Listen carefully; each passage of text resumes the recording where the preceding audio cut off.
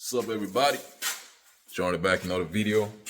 It's gonna be a quick one. I didn't even plan to do this video, but we're gonna be doing some maintenance on the SRT camera. So here it is. I'm basically just gonna be changing the spark plugs. So I didn't really even plan to change it. I was like, let me just come out here and pull out the spark plugs, see what they look like. And as you can see, it's pretty warm, man. So that being said, I didn't really have any issues with the car. It still drove fine, and it wasn't giving me any issues. But I figured, it's close to 100,000 miles, and these are the OEM plugs. Actually, these are the plugs that came stock with the car in 06. So I'm like, probably time to replace them. So, and it's pretty easy. Only problem is, it's 2 spark plugs per cylinder, so you're gonna need 16. So I went to the store, got me some NGK. I went with NGK because that's what I put out the car. So, this is a Iridium, and these are good for 100,000 miles. So, yeah, we're gonna swap it. I already did a video like this when I had a 5.7. It's probably about the same, pretty similar. The only difference is, you got to pop this, where did I put that cover? Oh yeah, right here. Yeah, pop this cover off. It just, it's holding by 2 little, I don't even know what you call this thing, but, it sits like right here. You just pop it out. Not a big deal. You don't need any tools or anything. And the spark plug is pretty easy. Like I said, just obviously you gotta take the cowl pack out, and it's just 2 10mm, one here and one down here, and the whole thing just comes out like this. And then I still got my spark plug tool from when I did the Hemi. That video was probably like, I don't know, it's probably like 4 years old now. But I remember I had to buy this when I did that video. I still got it, and it still works with this. So, but it's a 13mm. The key thing about this thing is, as you can see, it's like swivels, which if you don't have a swivel socket like that, it might be hard to, like, especially like this one, your tool might not be able to go straight in, but because of swivels, I can kind of like curve it in. And you just basically go in there and just zip out the spark plug. So like I said, that's old ones. Definitely time for replacement. So yeah, we're gonna throw it in. Like I said, 16 spark plugs, man. I'll show you all the price of this thing, man. It's crazy. Look, $200 bucks, bro. For spark plugs, man. Now the plugs were I think it was $11.49 per plug. That's the reason why, I'm saying I got 16. There were some cheaper plugs. There was an Auto Life for $6.99, but I was like, I don't want to buy any. I put the NGKs out, and NGK seems to be the ones that do the OEM ones, so I might as well put the same one in. So, all right, let's see.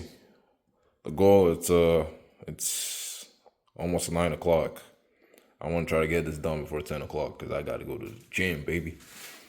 All right, see, without further ado, let's get this thing out.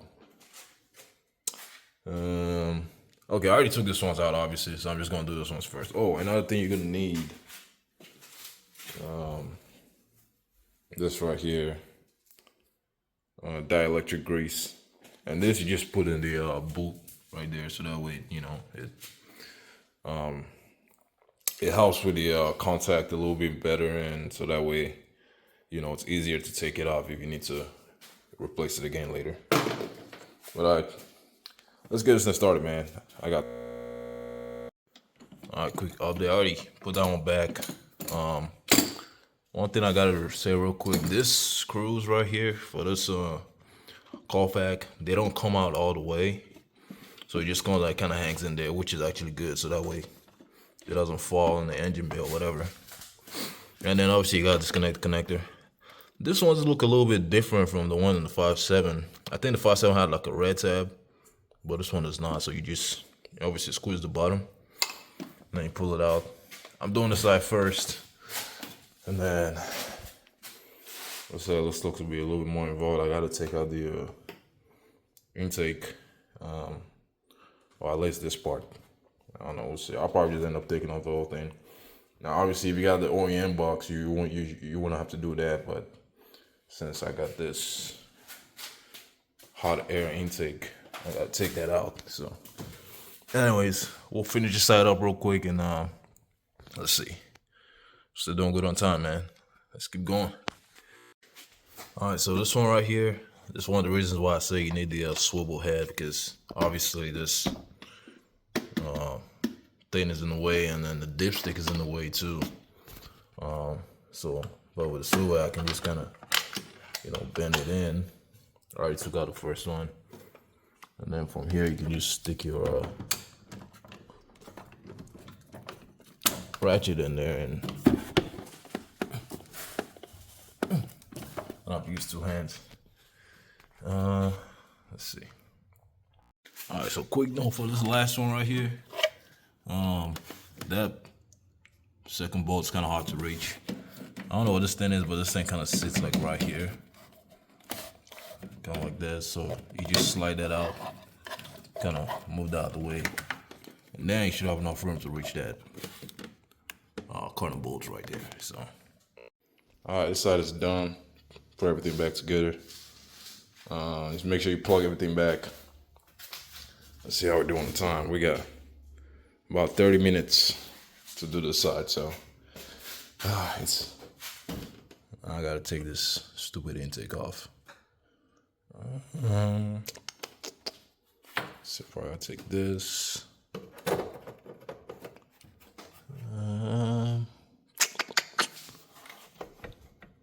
Oh, it's another bolt right here. God damn. All right, well, be back. All right, quick update. Wow, it's probably a different way to do it, but I just ended up removing the whole freaking intake, as you can see. It wasn't so hard. Here it is. Like I say, if you got the stock box, the stock OEM box, you don't have to remove the whole thing. And some of y'all might know I'm really not even a fan of this so-called cold air intake, because it's so open. Really, all it does is just suck in hot air. So if I can get my hand on the OEM box, I'd honestly rather have that than this. I would say it looks cool, but like functional wise, I think the OEM one is just as good, if not even better. So one thing I would say though, I don't know what color this looks like brand new, but y'all think I need to replace these or clean this? I know you can clean it, but I don't know, it kind of looks black, but the inside is black too, so maybe that's just the color. I don't know. Tell me what y'all think. And if anybody has a good set of OEM box they're not using and they want to trade for this, hit me up, because I'd rather have the OEM box than this.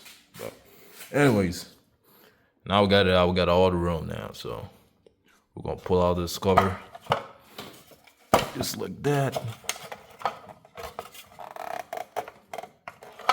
Hold on, it's tangled on a. Oh, I see what's going on. Let's kind of hold on to one of those wires. Yeah. So what happened? The whole clip actually came out, which sits on this bolt right here, and this holds this wire in place. So I'm just gonna put it back like that, and then slide this back in place. Well, yeah. Now the box is out. This actually, I said, if you had the OEM box, you probably have all this room anyways to begin with. Obviously, you just got to take out the hammock cover, but that's not a big deal. But yeah, I don't really see there's nothing in the way. There's no dipstick or anything, so this should be a straight shot, man. So let's get at it. We got about 17 minutes. Let's get it done, baby. Oh, another quick thing. I did have to slide the power steering reservoir out of this part right here, just so I can get more room to squeeze out the intake. Actually, while I'm here, I did replace this belt when I first bought the car. Actually, I didn't make a video. It's pretty easy. The one I got was squeaking, so I did replace that. But everything looks good in here, man. No leaks, nice and dry. Sometimes this valve will leak, or you might have like a power steering leak. But yeah, man, everything is nice and dry, man. Looks good. All right, let's get to zipping.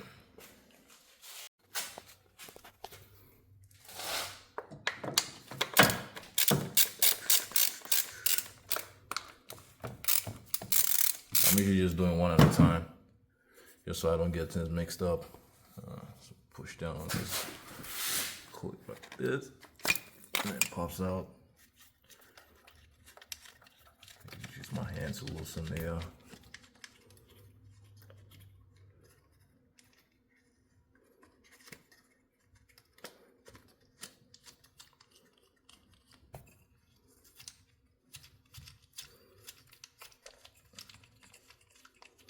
one tip I want to say real quick: if you do ever buy a SRT vehicle, a 6.1 or I think the 6.4 is the same. One way you can tell if you really got a 6.1 Hemi or 6.4 is if the block is orange. So if you're trying to buy an SRT and you pop the hood and the block is just aluminum, silver or whatever, then you know the engine is not a real SRT engine. It's not a real 6.1. You know how people do all this crazy swaps these days, man. I can definitely see how. I mean, I'm pretty sure somebody's probably been scammed that way before. They buy SRT vehicles thinking it's a real SRT. It might be a real SRT, but they could have swapped out the engine and put a 5.7 in it, you know, so make sure the block is orange. If it ain't orange, it ain't real 6.1. All right.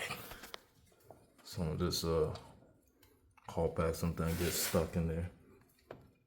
Gotta wiggle it a little bit. There we go.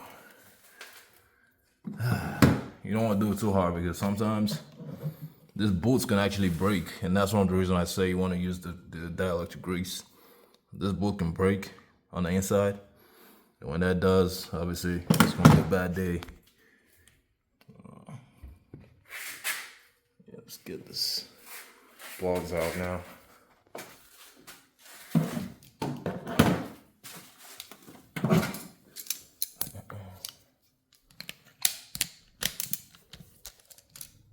Got my crazy extension going with the swivel head. Slide it in there.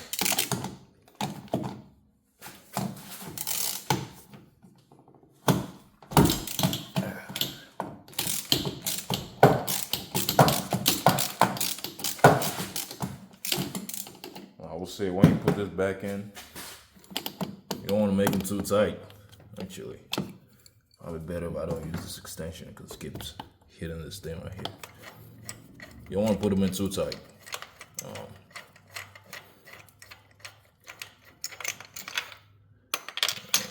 Not yet.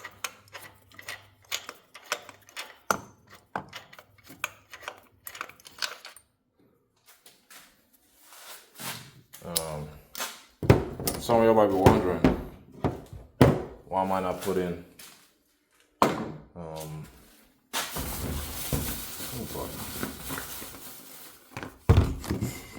let's go new plug.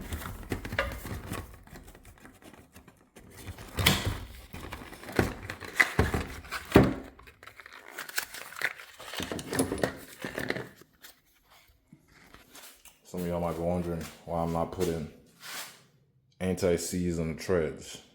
Reason being, this plugs, actually a lot of them, most of them, already kind of have that coating already from the factory, so you don't really have to do it. Some of them might even have a coating on this side, to where you don't really need the dielectric grease anymore, but I still like to put a little bit. But as far as the anti-seize, they already have the coating on there, so you don't have to put anything on there.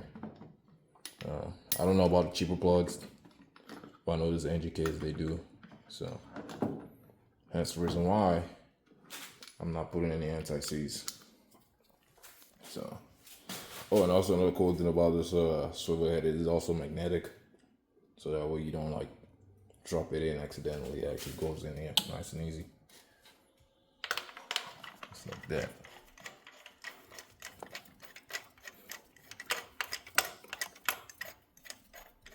And just make sure it's nice and tight, not too tight. Like I say, you don't want to.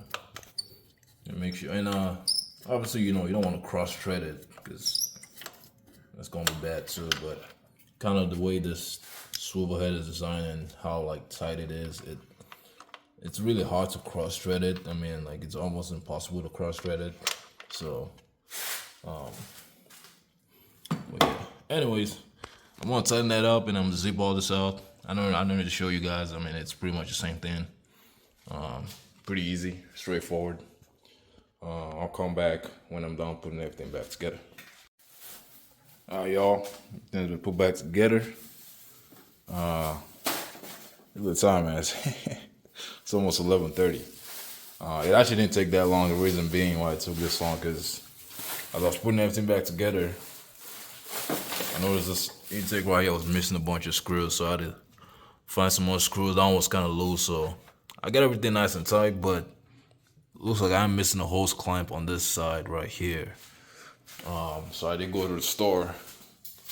I went to get some hose clamps, and it's too small. It's too small. I already opened it. It was like $4, so I don't want to ever bother to return it. So I'm just gonna keep it. So I have to go back to the store and try to get a bigger one. Put it on this side. But besides that, everything's all good. Here are the old plugs.